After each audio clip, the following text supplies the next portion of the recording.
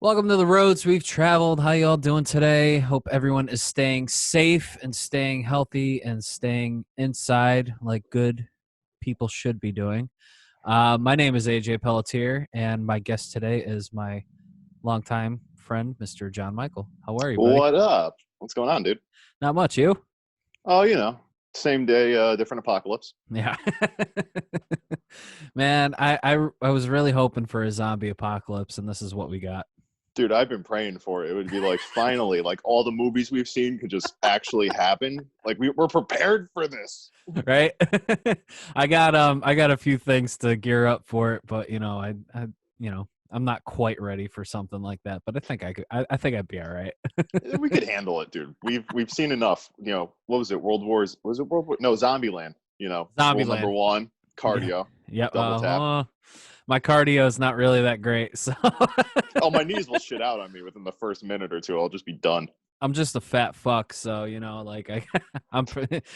What was it in Zombieland? Like the first ones to go were the fatties. Yeah, that'd be me. Yeah. Well, sorry. You lived a good life. It was a good run. Wish I could have done more. Why am I talking like I'm dead? Well, did you watch wrestling much? Growing up, yeah. I kind of fell out of it, but like I still like keep up on some stuff here or there. Why? There was that one video with Vince McMahon where he goes, "Life sucks, and then you die." I don't remember that one. I was a nerd, dude, when it came to wrestling. Like that was my shit. So, my friend John here, we met. God, how long ago do we meet? I know I sent you a message because I thought you were still with Gemini Syndrome, which we'll get into in a little bit. But I reached out to you just saying hi and everything and just, talking music. I think that's how we started talking. But I didn't realize you lived in Connecticut. And, we've been friends for years, but there's a lot that I still don't really know about you that, I'm really curious about. So where did you grow up originally? So I grew up in Hamden, Connecticut. So same town as guys like, Charlie Belmore, Chris Bodette. And I actually knew their bands when I was still in school, which was kind of cool. Yep. So like Phantoms, there's a couple other ones I can't remember off the top of my head right now. Yeah, Hamden kid. I talked about the Belmores a few times on previous episodes already and how they're like the big celebrities, I want to say, right now in Connecticut. Like they're definitely keeping the local music scene alive right now and keeping CT relevant, I want to say, for people out of state or whatever, thinking that not a lot of great music comes out of Connecticut, and that's fucking bullshit. So, Yeah, they're definitely the kings of Connecticut right now. And I told that to Charlie and Nikki the last time I seen them. I was like, you guys own it right now. Yeah. Definitely check out Kings and Liars, the Belmore's band, and Bodette's band. Fucking amazing. And definitely check out Dee Snider's latest album, For the Love of Metal, because they're on it. So hell yeah. Yeah, it's a fucking great album. But so you grew up in Hamden. What was your childhood like? I'm trying to figure out how to answer this the easy way. It wasn't bad. Like I had, mother, father, they've stayed together. My parents were like the epitome of let's stay together for the kids, which that's never a good thing. We encouraged my mother to leave my father a few times. I'll put it to you like that. But like we had a roof over our heads. We always were fed, we had clothes. My father worked his ass off all the time. Same thing with my mother, like I got really close to my grandmother because she'd come over and watch us all the time. So like that gets into a little bit later on. But yeah, like other than that, like he was definitely like, it was very strict, not like strict, but at the same time, like I got more the wrath of my father than my sister. So it was very much, Were you the oldest? No, I was the youngest. Oh, it was me and my sister. She's 4 years older than me. I haven't heard from her in years. Oh, is that relationship kind of like strained, or is it just You guys she busy she, or? she had something against my parents when she left, and she just stopped talking to all of us. And she's somewhere out in Connecticut. I have no idea where. That sucks, man. I'm sorry to hear that. It's her choice, man. I just accept the situation for what it is, and if she wants to come around, she will. So Yeah, I mean, yeah, I kind of relate to that in a way too. Like, my siblings and I kind of had a falling out, like a year or so ago, but we ended up patching things up, so everything's good now. But mm, it's just, shit happens sometimes. Like I had to, go through therapy and stuff to really like figure myself out and put my foot down on a lot of things, and that like pissed off a lot of people, and I had to put up a wall for certain people for a while to say, hey, this is how it is. If you want to be a part of my life, this is what you need to do to mhm. be a part of my life, because I'm not willing to sacrifice who I am just to make others happy. You know what I Oh, for mean? sure, absolutely. So Like I had to do the same thing, and it's yeah, like people get mad about it, but it's like at the end of the day, it's you have to be able to protect yourself, and it's a give and a take. You give your energy to those who give it back to you, kind of deal. That's how I've exactly. seen it. Exactly. So childhood, your parents were basically just staying together to, for you guys and stuff. Did they end up separating down the road or? Believe it or not, I think they've been together now for like over 30 something years. Wow. It's mind blowing. Wow. Yep. That's kind of crazy. I mean, like, do they love each other or? I'd Sorry. like to be able to say yes, but Yeah. at the same time, I'm like, I don't know. Some days, oh, so precious. Yeah. She's hanging out by the power supplies now, so she's got to move. Yeah, it'd be like a scene in Christmas Vacation. Sorry for my audio listeners. I had to pick up my cat because she's getting on my nerves right now. So, um, but yeah, so they're still together. That's pretty crazy, They man. are. It's wild. They're both retired. My father's still miserable, even though he's retired. I thought he'd be happier. I bust his balls about it now when I see him. I'm like, you're the only person in the world I know who can retire and still be miserable. Maybe he needs a hobby. Something, dude, just something. I'm like, I don't ever want to be like that when I go older. Like, I've been Uh, waiting on. I'm like Stanley in The Office. I've been waiting on retirement since I was 18. I I think got 35 more years to go. I think we all are. All right, Yeah, come on, Isabella, stop. pretzel day. It's the best day. Oh my god, it's driving me nuts. Aw. I'm gonna have to edit this a little bit. Anyway, Yeah, yeah, see what happens. yeah. Did you ever have any like problems like depression or anything like that, like dealing with all that? Absolutely. It's like he would always like he would scream at me. This was, and then back when before they made a big deal about hitting your children, like spanking, whatever, dude would crack me over the side of the head if I did something wrong, drag me by the ear up the stairs, and Yeah, stuff like that to my room. yeah. And I think like I definitely started to make, I don't know if it's like a false world you live in, but like I definitely distracted myself doing a lot of things. Like with wrestling, I loved action figures. I'd play with action figures. I loved Hmm. monster trucks. I'd play with the Hot Wheels, and I think it became like an escape after a while from all that stuff that was going on. But like it also worked with like the creativity part of my brain, because Hmm. I'd build tracks for the monster trucks. I'd build arenas for the action figures. So I had a very like detailed imagination and like Nice. stuff like that. All right. And like You were talking about wrestling before we started recording. Who was your brand? Was it WWE or was it WCW or I was ECW? WWE. Okay. And then I liked ECW, but I had to do it on the down low because my parents didn't want me watching it because it was too violent. The Attitude Era. I grew up with Yep. WCW and then I got into WWE much later. It was kind of after the Attitude Era was like just about finishing up, but Oh, the but then Attitude Era was the best. Best. yeah. Yeah, it was, and I'm sad I missed out on a lot of it, but I got caught up on a lot of it later on. So, Mm. but it is what it is. But I kind of fell off of wrestling, so I still, like I said before we started recording, I still watch stuff here and there, but mainly just like the classics. Yeah. So I have no idea what's going on right now, other than they have no audience right now. So Yeah. I try to keep up, but I don't have cable. So, like, I never know what's going on mm, as it's happening. I just look at whatever the internet says and try to find YouTube videos. yeah, I guess AEW is like really taking off now, though. So They're amazing. I hear a lot of good things about it. I mean, did you see Scott's nephew, what he got from Darby Allin for his birthday? No. Dude, he got all right, so we saw Darby Allin fight John Moxley last Oh, year I'm in jealous. Waterbury. Yeah, it was fucking crazy. It was really cool. But I went with Scott and Jeannie, and it was a great match. But that was the first time I ever saw Darby Allin. I didn't know who he Mm. was, but he was fucking insane, dude. Like I've never seen moves like that before. And I had no idea he was signed with AEW. And then all of a sudden, as soon as AEW came out, I see Darby Allin everywhere. I'm like, oh shit! Oh, he's great. I fucking saw that guy live. Like that's crazy. But anyway, I guess Scott's brother wanted a cameo, or he sent a message to Darby Allin on Facebook because they all met him before, Mm. saying, hey, my son's a big fan. We met a long time ago when he came out to Connecticut and stuff, and he really looks up to you, this, that, and the other. But his 8th birthday had to get canceled because of the coronavirus.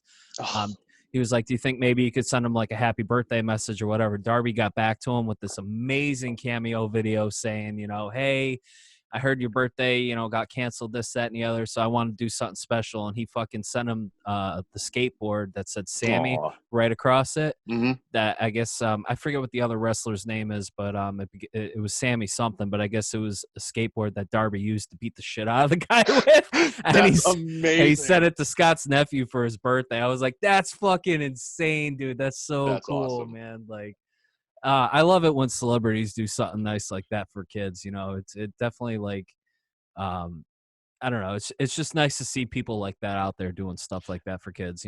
Yeah, when you see people who like and they actually aren't assholes and they're like real human beings and they're Yeah. just like it's like they're it's me or you. It's the same deal. Exactly. So, but yeah, no. Getting back to you, obviously, we're off talking about wrestling I right know we got now. to talk. I got to talk about myself, which is like it's sometimes extremely uncomfortable. I'm like, great, now I look like I have a fucking ego. I hate talking about myself too, man. But this podcast is just me trying to get to know my friends better and try to get out of my shell a little bit more, and kind of connect with an audience that maybe feels the same way. You never know. So, For sure, I learned I, more about Cody in that last episode than I ever knew, and I might Cody, have him build me a table now. yeah, he's fucking great, man. He's great at that stuff. And, thank you to people that are listening. I've been getting a lot of positive feedback about this podcast. I've been getting a lot of comments on YouTube, some good ratings on Apple Podcasts and everything like that. So, and I'm getting messages all the time, people sending me stuff. And I'm like, oh, I'm doing something right. So, I'd it say it feels. works, man. So, getting back to you, when did you enlist in the military? You were in the Army, right? Yeah, Army National Guard. That was September 9th, 2009 was my official contract signing. Oh, what made you want to enlist? Hurricane Katrina. Uh, That's and when that was all going down, like I'd wanted to go and help out, and I went to my high school, and they were trying to do like different programs to send us down there to like try to help with the relief efforts. Things didn't work out. This, that, and the other thing. I was like, you know what? If something ever like this happens again, like I want to be involved in it. So I went National Guard. hmm. Well, that's awesome, man. Good for you. Like Yeah, thanks. I thought about enlisting myself when I turned 18. Um, but I kind of like second guessed myself, and it was mainly like right after 9/11 happened, and Mm, like my family was like, don't do it, like we're never gonna see you yeah, again, you know what I mean? Like, so I was kind of hesitant about doing it, but I had friends that were in the military. I actually lost a friend that was a Marine over in Iraq. oh, jeez. Yeah, it's childhood friend. It sucked, but I was very proud of him for doing what he had to do. Yeah, it um definitely like the guys who went in during that time and deployed, like they're the most badass of all of them because that was like when shit was the worst, like exactly. 2003, and then I think it was like 2009 to 2010 was like the other period where it was just awful. Yeah. Ugh. That's such a shitty war, man. And like I'm glad that we're like for the most part out of there already, but Yeah. like there's still stuff going on over there that we're still involved with. I'm like, can we just stop already? Oh, Like, I agree with you. And like even I did the military, and I'm like, why are we still there? Like, what? Why are we just like? Can we just end this shit? But I'm no expert. yeah. So you went out and helped out during Hurricane Katrina. What was that like? No, I didn't get to. I Oh, you wanted didn't. to. You wanted No, to. I Okay. did. I did do like when I was with the guard. We did that snowstorm we had that on Halloween that year. We went Oh out and did yeah. stuff with that, and then when what was there was the hurricane that was before 2013. I think it was Tropical Storm Irene, where it was supposed to be a Ah. hurricane and then it downgraded. Mm, Did those two. It was just gotcha. like helping out with cleanup efforts. Like we worked with I think it was EverSource at the time. Like they would get the branches off the trees. We cut them up and throw them through the chippers, use the equipment. Because I was a heavy equipment operator, so like using all the construction equipment to move logs and stuff like that. Gotcha. Yeah, no, those are crazy. And Eversource was just like, holy crap, we were not like ready for this at all. No. Yeah, so that was definitely rough. I think I didn't get power back from that snowstorm for like a week and a half. I'm Oh, it like, was brutal. yeah, I was on a separate grid, like when I was still living with my mother at the time because I was out for my back. But yeah, I was staying with her, and then we were on a separate grid from like a street over, and then another street over. We were like right in the middle. So these other two grids got power back, and we didn't. And I'm like, what the fuck, Yeah, man? Like I was so that was a I'm going clusterfuck. down the road to the bar to get a hot meal, and like it's just like Yeah. warm up or something. Like it sucked. It was horrible. Dude, that whole thing was a clusterfuck, and Yeah. I think we were activated for like a week or something like that, a week and a half, Mm. and we're like staying at a high school in Stratford or something like that. It was something crazy. I think I broke out my Game Boy for the first time in fucking years, dude. Probably the Like, only thing that still worked. yeah, right. Like I fucking had fresh batteries. I had like a little headlamp on my baseball cap, and I just sit there fucking playing Pokemon for hours. Nice. That's great. I'm playing Uno with my brother by candlelight. It was- Yep. Living in the olden days. Yep. Yep. The Oregon Trail all over again. So how long did you serve with the Guard for? That was it was active was 2009 to 2015. Oh wow. Yeah. So I went in 2009, came out of basic training in 2010, and then went all the way up until 2015, and then literally 2 months after my contract. No, shit. 2 months before my military contract was up, I was touring with Gemini Syndrome. I was just gonna say, like, that must have been like right was after or wild. something. Like, how I did was that? legitimately like, I did extra work at our unit to get the next 2 months off a drill, because I'm like, yo, I'm going to go on tour in August. Like, can I get like August and September off? And they were like cool enough to be like, yeah, go do it. You know, you did enough work to be able to get those two off. And I'm like, That's sweet, I'm going fucking on tour. crazy. How long have It was you been playing guitar for? since 2006. So I Okay, think what, 13 years, give or take. that's a pretty long time right there. I can't play Yeah. guitar to save my life, so I mean, Hey, but you could sing though. uh, That's something. I'm a, Guitar players are a dime a dozen, dude. I'm a little rusty though. Like it'd probably take me a while to get back to where I was. I sing to myself sometimes still too, but like, I'd like to like get a solo project going again once all this shit ends with the coronavirus. But Fucking, it's bullshit. yeah, but yeah, like how did you land that Gemini Syndrome fucking thing? Like I'm very curious about that. I think we talked Well, about it once or twice. For yeah. listeners who don't know who Gemini Syndrome is, they are a nationally signed touring band. We did a show with them when I was still within the Red at the Webster. I think they were touring with Nonpoint for Yep. that show. And That's the show I met them at. Yep, and that's was that the show that you met them at, or was it Yeah, 'cause after? I think it was you guys, Gemini Syndrome, and then Nonpoint. Was 3 Years Hollow on that show too? I don't I don't remember. remember that much. Okay. This was 2014. November. It was November 1st, Oh, 2014. okay. Yep, yeah, it was that show. It And was. I'll tell you why I remember that exact date. Okay. So I was a big fan of BC Coachman, who was the guitar player in Nonpoint at that time. Yep. He used to play in I Empire. Oh So- God, I Empire. I fucking so- missed that band. It was the day after Halloween, so I dressed up like him when he was in I Empire. So like the same, like the Dickies button-down shirt, long shorts, high socks, and I bought the patch kit, like the I Empire patch kit. Mhm. So fucking ironed everything on, and I walked up to the show. And I'm like, "Hey, I'm you," and he was just like, "Holy shit!" So apparently, the merch girl for Gemini Syndrome at that time was just like, "I've never seen anyone do that before," so she remembered me.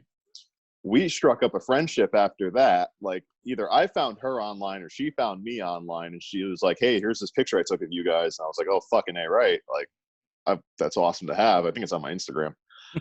And like we started talking and all that shit. And one day I was just like, "Hey, if Gemini Syndrome ever needs a guitar player, like tell them that I'm interested." Because like I was just like, "Fuck it, like say something." The Why answer is not? always no until you ask. Exactly. And then later that night, she's like, "Hey, so can I give your number to our drummer, Brian?" And I'm like, "Dude, really? And that's how I ended up getting hooked up with those guys. That's fucking crazy, dude. Wild. Like you never know who you can talk to will end up like making something work. So how long did you tour with them for? It was 2 months in 2015. I didn't get the full-time spot. Mhm. And then in 2017, when both guitar players quit, they called me back to fill in on two festival shows they did. And I remember you were kind of going through some stuff at the time too, because like we were talking, I was planning a charity show, The and worst fucking year of my life.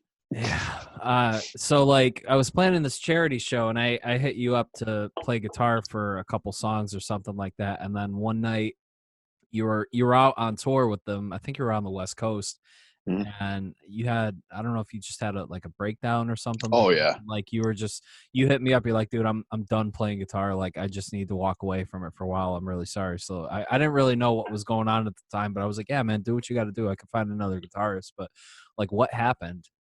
Um, so it definitely a lot of it's the relationship I was in at the time. Okay. Like toxic gets thrown around now like crazy, but like it was a definition of it. 'Cause it was like mutually destructive on like both of our sides, and it definitely did not help where I was at. Like I kind of knew like the longer I stayed in this relationship, the worse I was going to get mentally, and it was like so much like insecurity, paranoia, this, that, the other thing. They put me on antidepressants, which didn't work, and it made everything worse. So it was like the mania was amplified, like suicidal stuff, and then like Jesus. I'm smoking weed every single day, all day. Like people say you can't get addicted to weed. I could absolutely prove you wrong because if it was the only thing I was using to like try to escape from how miserable everything was, and like I felt lost where I was at in life. Like I'm like I have no career path. I have no hope for myself. Like everything sucks. And it kind of got to the point where like I numbed myself to how shitty everything was and just like stopped trying. That sucks, man. Like relationships, man, are fucking terrible sometimes too. Like trying to make things work, like you're doing Mhm. everything you can, and you know, I've been there. I've been there plenty of times. Like you know, you just sometimes it just doesn't work. And I mean, like I think Josh said it the best on episode 1. If it was supposed to work, it was supposed to work. But sometimes it's Oh yeah. not, and like you can just fall down that rabbit hole of like, you know, what am I doing wrong? You know, how can I fix things? How can I make it work? And just sometimes you just got to take a step back, take a deep breath and say, no, like enough's enough. Like Mhm. I can't do this anymore mentally. It's draining the hell out of me and I need to walk away from it, you know? Absolutely. Like I could look back on that and like pinpoint 10 different times when we should have just ended things. But like I was so insecure and needing attention and feeling like I needed somebody that like I just like kept it going and kept it going. And it was just like it wasn't making anything better. And just Yeah.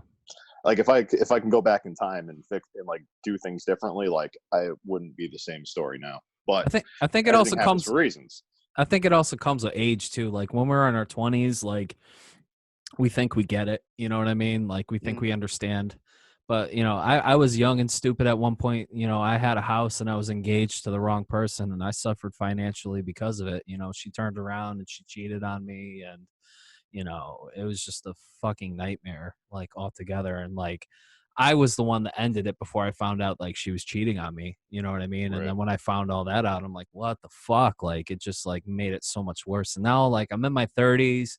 You know, like, yeah, I'm still alone. You know, I'm single. It sucks sometimes, but I mean, it's mentally, I think I'm okay. You know what I mean? Like Yeah. I know what I want, I know what I need, and what I'm looking for, and whatever relationship I wind up being in. So, but it definitely sucks when you're in your 20s and have to like go through all that, you know, constantly, and like you're constantly questioning yourself and like Yep. feeling like shit all the time because of it. It definitely sucks. So I get it. Yeah, it was like it was the best thing that could happen for me as well as the worst thing because I Mm, got so far away from who I was as like a person who I thought I was mm, that like it's there's a saying it was like, sometimes it takes the loss to figure out what exactly you need. So after exactly. that happened, I was able to like really rebuild my life and spend 2 years being alone and getting to know who I was and being comfortable with myself and learning who I really was on the inside and outside. So like it was like I said, it was the worst thing, but it turned out to be the best thing that could have happened. So like what exactly like happened? during all that, if you don't mind telling? Or I mean, like, we don't have to if you don't want to, but Well, it's to not get into like too much detail, because like most of the time, like I don't really even talk about it, because I always have the mindset of like, if I tell you something yeah, and you went back to her and said, well, John said this, it's going to be the whole like, well, I didn't say that, or it didn't happen like this, or it did happen, but he deserved it, or it's just like, it's pointless, and like relationships are relationships, whatever. But gotcha. like I just like, I got so far down the rabbit hole when it came to just like questioning, like what you're saying, like questioning myself and wondering if everything was right. And then there were things that were happening that I wasn't comfortable with, that I was trying to be comfortable with, and I was trying to like make myself who I thought she wanted me to be Mm. rather than who I wanted to be, Yeah, you you can't know, do and that. You can't do that in a come relationship.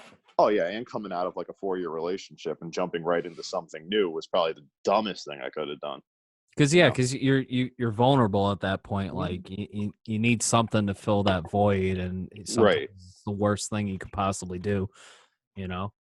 Oh, for sure. Like the best thing that would have happened is we just didn't date, and I wouldn't have done that. But like, Yeah, you know, you find out your ex-girlfriend's already dating somebody new, so you're like, oh well, I have to go date somebody now, because you yeah, know, it's just like, it was like one bad decision on top of another on top of another, and it, you know, what starts out as a paper cut turns into like, you know, a gushing head wound, yeah. and you're So trying to put a band-aid on it. yeah, no, I get it, man. Like I've been there. So all right, so this all happens. You're out on tour with Gemini Syndrome, and you're just like, I can't do this right now. Like I need to walk away. Like what happened? Where like did you finish that tour with them and then come home, or did they find somebody else? I finished the tour and then came home. Like they were asking me if I wanted to stay, but at that point, like I just like, I was like I hated everything about it. Like I hated, well, it didn't help that like we were in a bus, or not bus, but we are in like an RV type deal that didn't have a fucking air conditioning system that worked. Oh, So and it was rented from Chris Broderick. So I will hate that dude forever, until one day I could talk to him and be like, you son of a bitch. And like, it's the middle of summer and you're going through the desert in like Arizona, oh, New Mexico, Los Angeles, and it's hotter than shit, and you can't sleep, and you've been up for like 15, 16, 17 hours. And I'm just like, this is not fun. I'm like, I'm mm, not. But like the shows were great. And, you yeah. know, I had a great time like playing them. It was like the stuff in between sucked. And also, like, if I wasn't in the relationship I was in, it would probably been a hell of a lot better, and I probably would have ended up staying out there. Mm. Um, it's like one thing leads to another. So like I got to the point where just like, I'm never touring again. Like I'm gonna go home, I'm gonna work on a career and get that part of my life together. It definitely, like my plan was always like, if music wasn't working out by the time I was 30, I'd start try to get a career going. Well, you definitely have more of an established music career than I do. So, Dude, the only touring I've ever done, the closest I've ever done, was going to Boston for one night and playing the Hard Rock Cafe within the Red, and that was it. Like I stayed in dude, a hotel with I Chris. peaked I peaked at 27. I already figured it out. I was done. At that point, I'm like, I played with, now this is the festival. Lamb of God, Anthrax, Slayer, Volbeat, Yep, ICP headlined the second stage. that's crazy. I will say, now this is the best part. Mushroom Head was also on that show. I asked Mushroom Head for weed. They smoked me up, and ICP was the greatest fucking thing in the world when you are that goddamn stoned. And there's Randy Blythe from Lamb of God standing next to me, like taking pictures and everything, and I'm like, I'm dead. Like I've died. This isn't real life. Like what the hell is actually happening? And the next festival we play, that's got fuck, it was the band that Ivan Moody from Five Finger Death Punch was in. Moto Grader. I Oh, think Motor Grader. I think Yeah. Flaw was on it. Okay. 3 Days Grace, 10 Years, all these bands that I loved like growing up, and I'm like, I'm playing with all of them now, and like this what is this life? And I'm like, anything I do after this will never be this ever again. I'm like, so what else? What is there left to do? Aside from like play the Oakdale or Mohegan Sun or something like that. I'm like, I've done everything I wanted to do. Like I played the Machine Shop in Flint, Michigan. That was like a big goal of mine. I'm jealous. It comes with a price. Let me tell Yeah. you that, because I'm still in debt from that first tour. I might finally get out of it this year. Oh, that's good. Everyone thinks like when you tour with a band like that, you're making tons of money. No, fuck no. You're not making I got any money. zipped. You're I not didn't making get any shit. money. Like whatsoever. Like that's why bands hustle with merch, and that's why merch is Hmm. so expensive, because that money's going into their gas tank, paying for their food. Like, why do you think Absolutely. this is why bands tour so much? Like bands like Seven Dust put out an album like every couple of years because they make money touring. That's the only Yeah. way they make money. They don't make money on record sales or anything like that. Like when you get signed to a label, it's basically a bank loan. That's all it is. Oh yeah, absolutely. And it's like if you listen to any there was a good interview that was up with was it? I think it was Mark Hunter from Chimera. It was the old bass player from Primer 55 did an interview with him, and they were like, "Yeah, well, we got this huge advance from the record label to do Pass Out of Existence." He goes, and it was the best thing and worst thing. He goes, because that follows you around for the rest of your life. Mm, it's fucking crazy. So like anyone who thinks you can make a career in music nowadays, like I'll You be the can't. first to tell you it's not going to happen. Maybe like back when Nickelback was first starting out, maybe back when Five Finger Death Punch was first starting out, because they're the only two bands that have survived it. Look, Well, really. I mean, aside yeah. from like your Korn and your Limp Bizkit, but they're nostalgia acts now. Exactly. I mean, like right now, it's definitely hard. I mean, like everything right now is just internet based, and like you're Yeah. better off. You're better off being independent. A lot of these big bands too that were like Seven Dust again, for instance. I mean, like they were signed to a major record label, and I know a lot of shit happened with that label, and then they went off and became independent, and they're still like hustling and touring, and Yeah. they're still relevant. Don't get me wrong. Like, Mhm. you know, they still make money, but they do it themselves now. So I mean, that's Right. what you got to do. And they So just, I think, signed with Rise for the last album, and that was the first time they decided to like get back doing like with a machine behind them, because mm, Rise Records is, you know, they got the videos for them, the merch, the tours, all this, that, and the other thing. exactly. I mean, like there isn't a lot of, you know, unfortunately, uh, I hate to say it, but I mean, like there aren't really a lot of metal labels anymore that are really helping out the bands, you know, other than like Napalm and like Rise and stuff like Yeah. that, like, you know, that have the money to dish out to do that kind of stuff. But like it's so hard to get signed to begin with. And when you do, you're just in debt after that. It's just a bank loan, and the record label makes all the money off Hmm. your songs, they own it, you know what I mean? Like, and the only way you make anything, like I said, is to be out on tour. You got to tour constantly to hustle and make money that way. And all these big time bands that get on these festivals, they buy onto all these festivals. Oh yeah. They don't get on there from the record labels. They have to front the money themselves to be on these. $15,000 sometimes. Exactly. It's crazy. And like we're not lying. This is all true stuff coming from people Hmm. that have been involved in the music industry. We know what's Yep. going on, you know. So especially my friend here, John, like he knows more than me. So I lived it. I've he's lived lived it. 100 lives, my friend. So the very cool thing about you and Gemini that I didn't know about until later on was that one song, "Say Goodnight," you had a Yep, part in writing, and I did. that's one of my favorite songs from Gemini, and I had no Aw. idea. So, I'm glad you like it, because like oh, I want, when we wrote it at the drummer's apartment, when I went, so the when I met those guys, I went out to LA for a week to hang out. We never jammed together. Like we hung out, like I went with them different places. We wrote two songs together, one of them being Say Goodnight. And that day he's like, "Do you want to write something pretty, or do you want to write something that's heavy?" And I'm like, "Well, why don't we do both at the same time?" So like I wanted to do something that was like Stone Sour 3 Days Grace type song. mhm. I'm like, if you're not crying and wetting your panties at the same time, it's not working out. Well, I wasn't crying or wetting my panties. I just thought it was a very beautiful song. It is great. It ended up being like, by like the end of 2017, 2018, the song had more relevancy to my life, and I'm the fucking one who wrote the like the musical part of it. Well, the guitar part, I should say. That's so cool. Definitely check out Gemini Syndrome. They're a great band. Absolutely. Great fucking band. Like the funny story was when we did that show with them, with Nonpoint.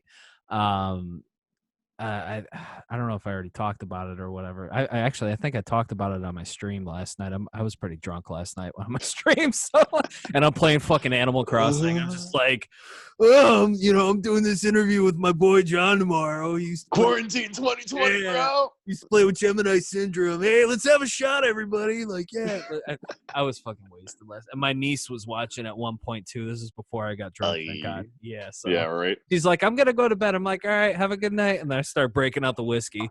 So, but I remember those days. Those are the good old days, my friends. but anyway, getting back to my story.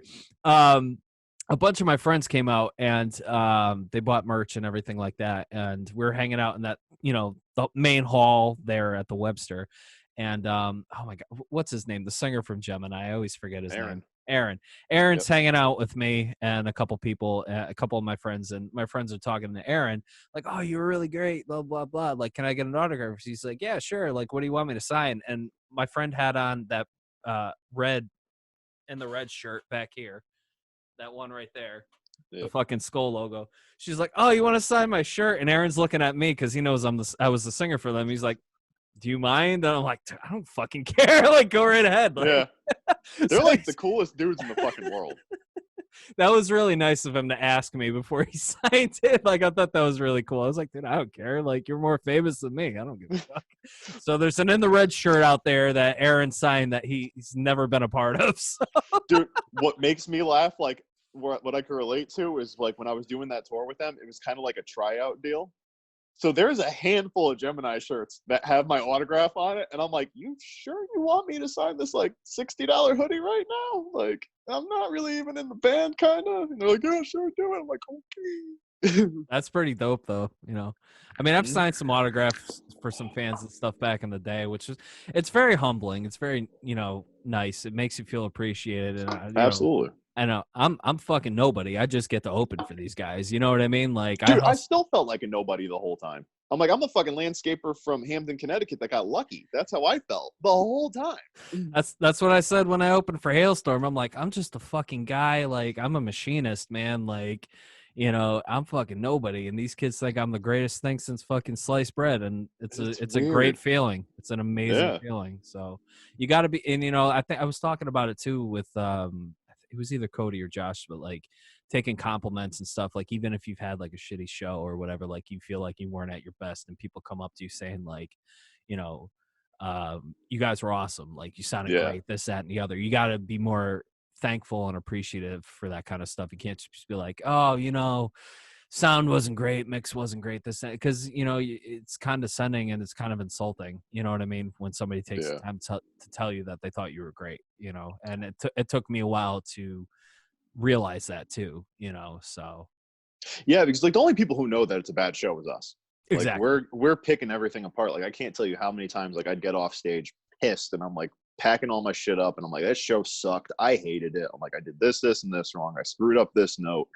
And like you go to the merch booth afterwards and there's like 10 people like, "Oh my God, you guys were so great. I can't believe it." Blah, blah, blah. I remember when you guys played this show and I'm like, cool. If you like it, then great. And like I would totally just hide the fact that I thought it was the worst show I've ever played. And I'm like, hey, well, as long like you're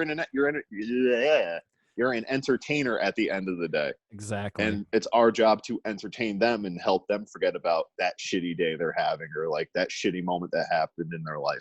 So I fucking love music, man. I it's really do. great. There's nothing. I don't think there's anything better than music because it's like you could put your own story into something and someone could hear it and they hear their own story in it. And Would you ever be a touring musician again? I don't know if I have the time to anymore. Like I would love to do like a couple here and there. Like I'd love to be able to like when I get laid off from work, go out like on a month run and go like fill in for somebody. Mm. But I think like the odds of that happening are probably slim and none. I think if Well, I do a tour now, it would be like a week and it would be me funding it through like one of my own projects, gotcha. which still is cool. Like, cause I know like there's a few bands I could hit up and I could be like, "Hey, can I open up for like a week of shows, on your run?" And I'd probably be able to do it. Yeah. Like maybe, but Which that's pretty fucking amazing. I mean, I can't say I can do that because I'm nowhere near you when it comes to having a resume like that. But I mean, that's still pretty fucking cool though. But I'm so grateful for those guys and that tour because like mm, it gave me what I have. It gave me the experience I have and the friends that I've made in that world. Where like I used to, like I went. It's almost like being on the outside looking in, and then all of a sudden you're like kind of in the circle. And like mm. I'd hit up some of my favorite artists, and I'd be like, "Hey, my name's so and so. I toured for this band." Blah blah blah. I'm like, "Hey, dude, what's going on? What do you want?" And like you like strike up conversations, and it's like, "Holy shit, what just happened?" So, I mean, I probably don't have the same amount of cred now that I did then because I'm so far out of it. But Yeah.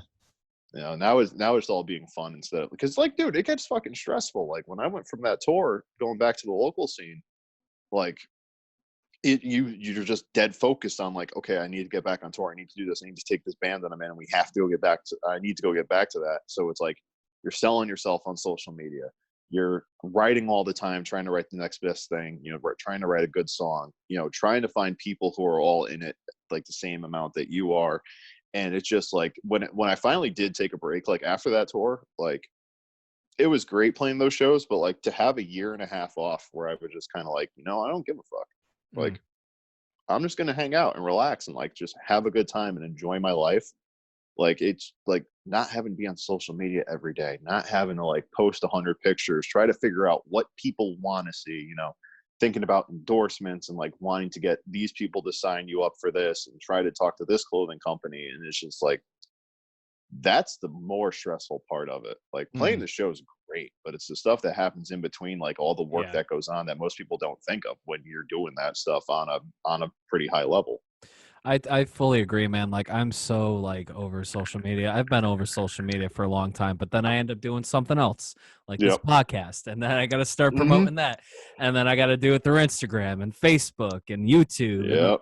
all that other shit. And I'm like, why do I do this to myself? I'm so sick of social media. Like I'm so sick of seeing memes, and which some memes are funny, but I mean, Yeah, I get absolutely. sick and tired of seeing depressing crap all the time, and it's just like making it worse every time. Like it's just I'm turning into a zombie being on my phone, and I'm just like, I just want to put it away for a while, but I can't because Yep. I got stuff I got to promote, and I'm just sick of promoting myself half It's the a time.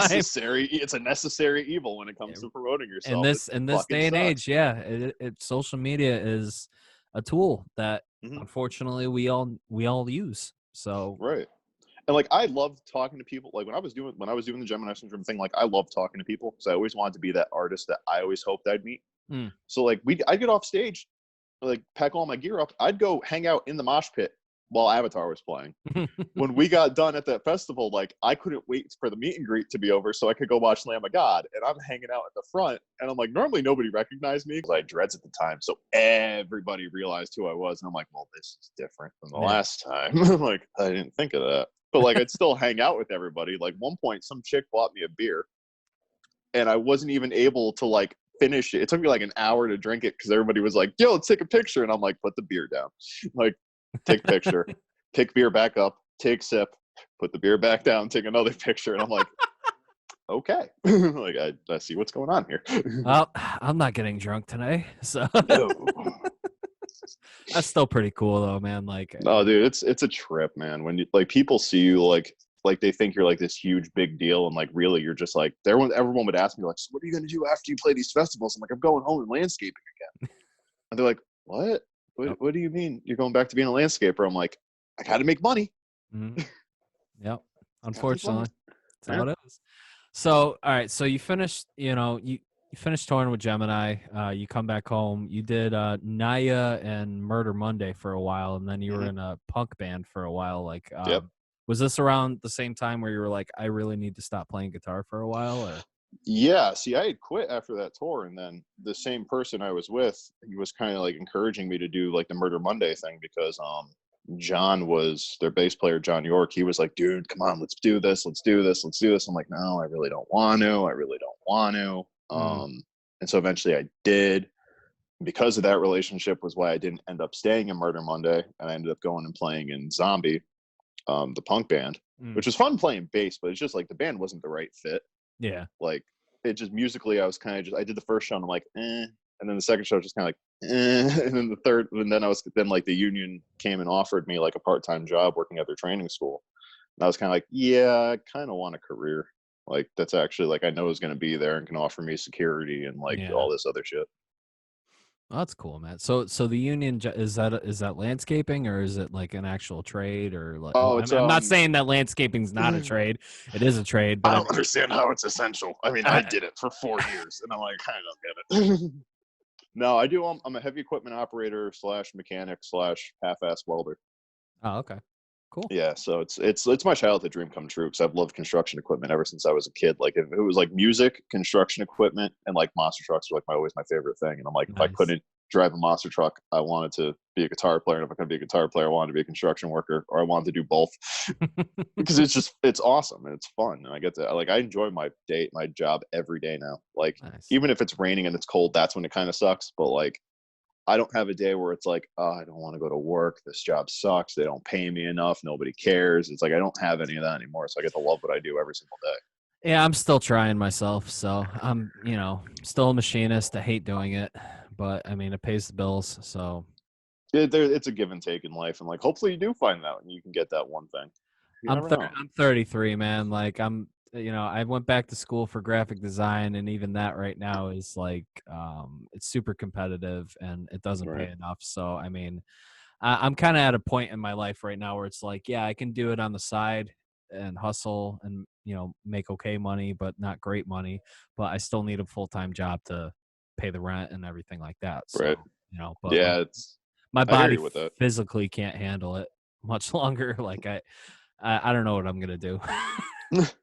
Maybe this podcast will take off and I don't have to work at all. I could just do this full time. Full time podcaster. Yeah, that'd be great. Well, it's like you can't even make money on YouTube anymore because like that No, even shit the bed. because everything was it the Kappa now? It's like you got to follow their guidelines or whatever, and like Yeah. if you swear or say anything wrong or anything like that, it automatically gets demonetized and Yeah. make no money whatsoever. It's just fucking crazy. Like like I don't even make money on Twitch, man. Like I just became an affiliate where I could start making money, but it's you got to get subscribers, and then your Hmm. subscribers pay a certain amount every month to you, and then people Right. could donate to you, like tip you or whatever during your Hmm. streams. It's it's just it's a whole process. I mean, like the next step will become partner, and like I don't even know what that really entails because I'm still trying to figure stuff out in my spare time.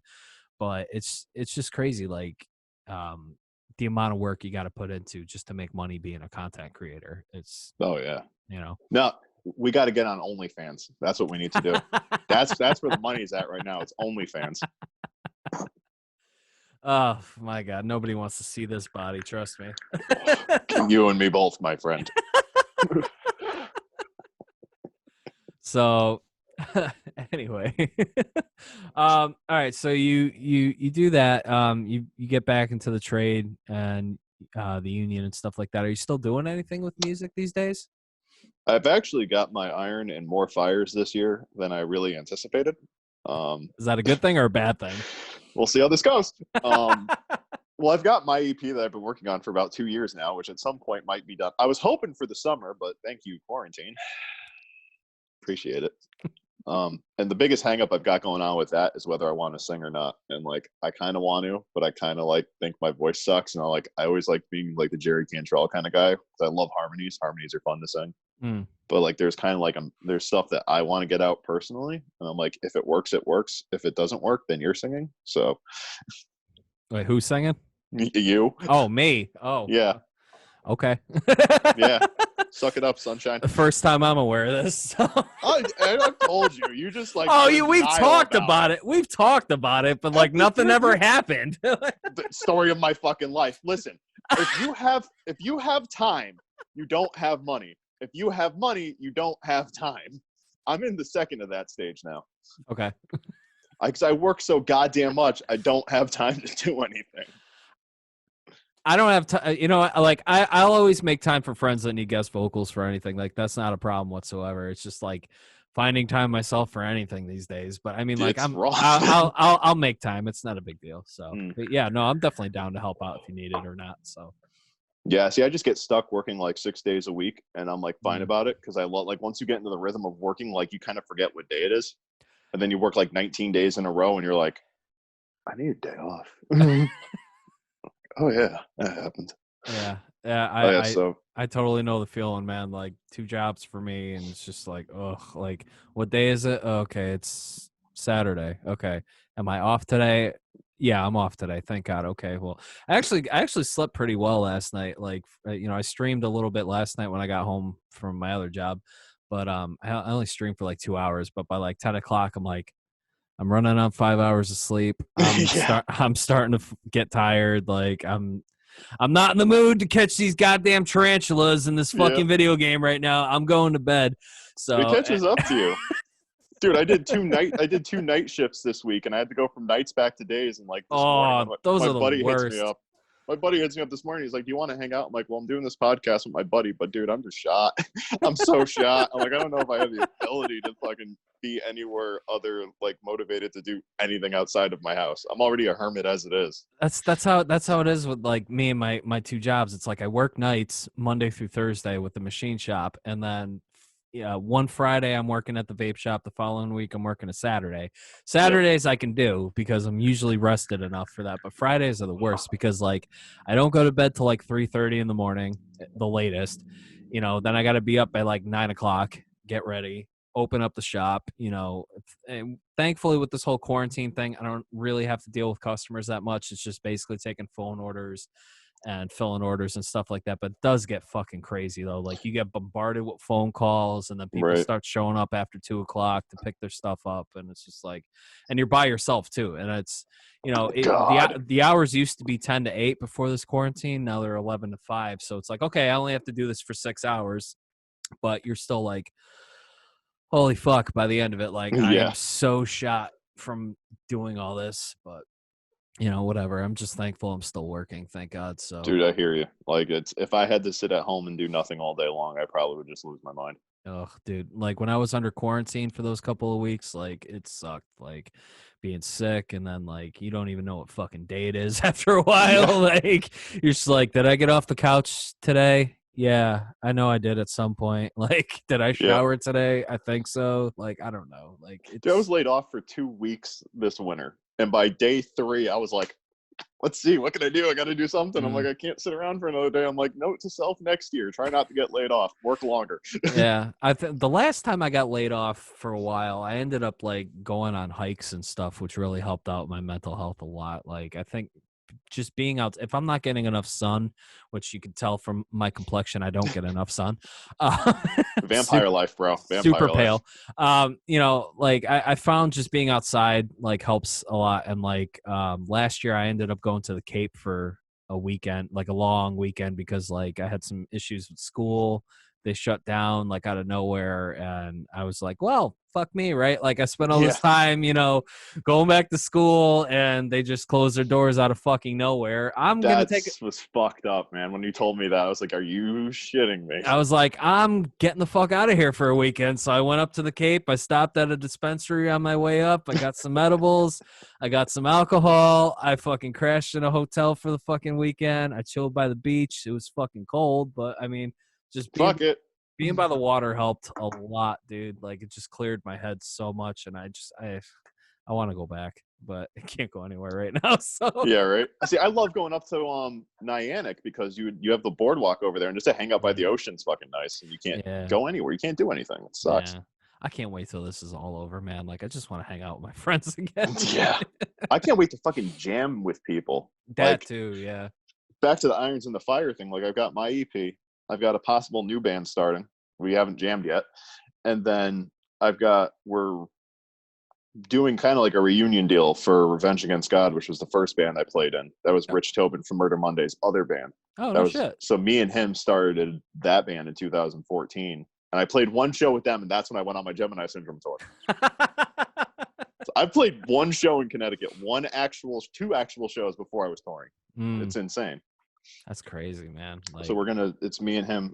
We put out the logo this week, so we're gonna hopefully record 2 old songs, then write some new stuff. nice. Well, let me know, man. I'm looking forward to that. Like, I haven't heard you play in so long, and I'm looking forward to some new stuff, man. So, I'm excited for it. I've learned ah, like a lot more on guitar than I used to do, mm, so it's like I'm kind of excited to like write that style of music with the perspective I have now, because mm, I listen to like I think about some of the songs I wrote for like even Murder Monday that I helped write, and I'm like, I hate it.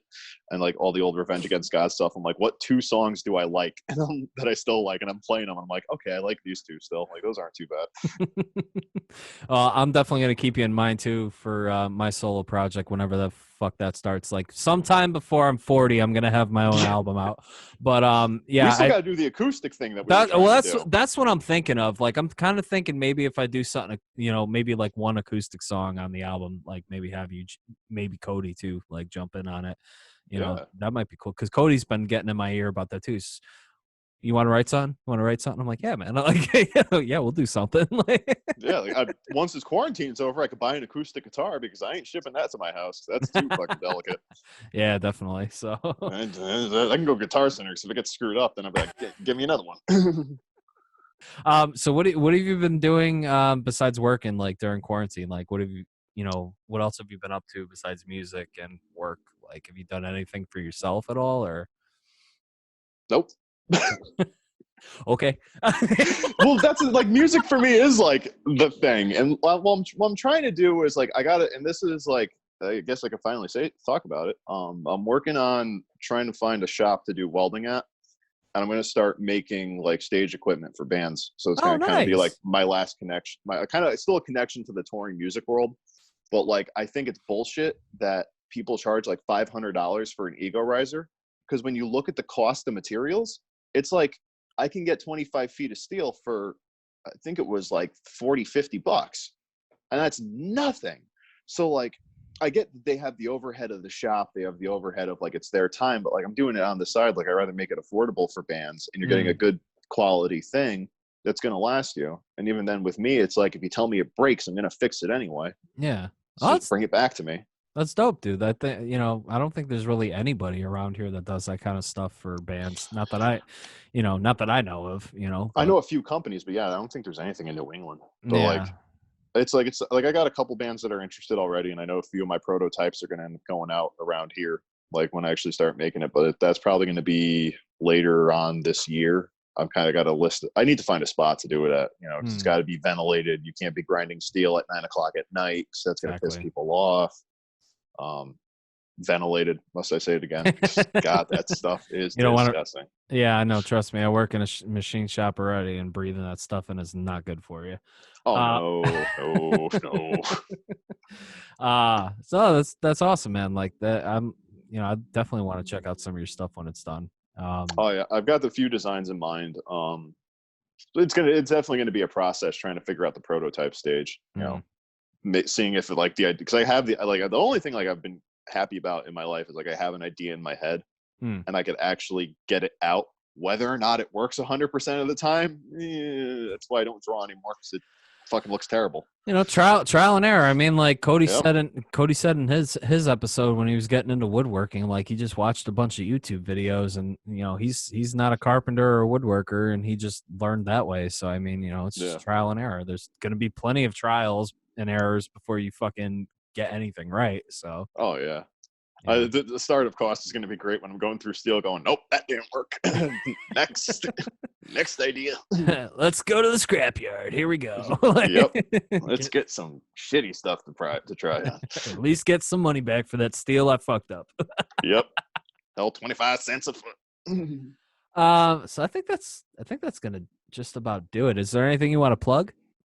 Well, you go like the Revenge Against God band page. Go like the Murder Monday band page. I'm fucking not even involved in the other one, but fuck it, they're still good. Um, I'll plug your stuff. So you say what you do. I don't, dude. I don't I'll, have I'll, I have nothing to fucking plug anymore because I don't do anything. I'll, Go I'll, check out Kings and Liars and fucking D. Snyder's new album that they're putting out, the live thing. Go check out my friend's stuff. okay. All right. Well, I'll plug myself. That came out wrong, but Oh, I'll I'll. plug myself so hard. Oh my But god. I have an awkwardness I make up for in humor. So, all right. Thank you guys for watching. Thank you, John, for hanging out with me. If you guys Thanks for want to, having me. no, anytime, man. If you guys want to check out more of what I do, head over to Twitch at twitch.tv/JRBuckleGaming. You can check out my gaming between drunk Animal Crossing nights, or drunk Final Fantasy VII, which is going to be later tonight. You can also check. It's gonna be great. It's gonna be great. You can also check out my portfolio at www.alanmpelletierjr.com to check out all my artwork, my video work, all that great stuff. I got some great videos up there, some collab videos I've done. We were talking on, well, by the time this episode airs, episode 3 will be out with Adam Solomon from New England Rock and Metal Radio. We were talking about the Gabriel Gonzaga video I shot for Dead by Wednesday. Definitely check that out. That was a lot of fun filming that. But yeah, that's basically it. You can also listen to this podcast now officially on Apple and Google Podcasts.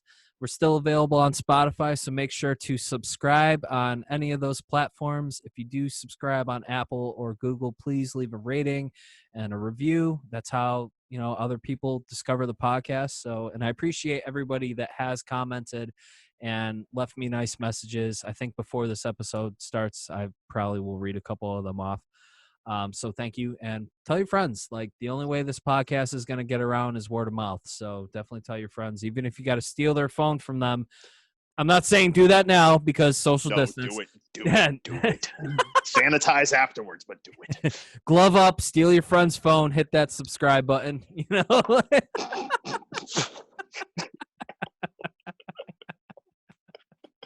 Protect yourself. Tell a friend. Subscribe. Again, thank you, John, for joining me, man. It's always a pleasure hanging out with you and talking to you. And, never not a great time. I love it. And thanks again, everybody, for tuning in.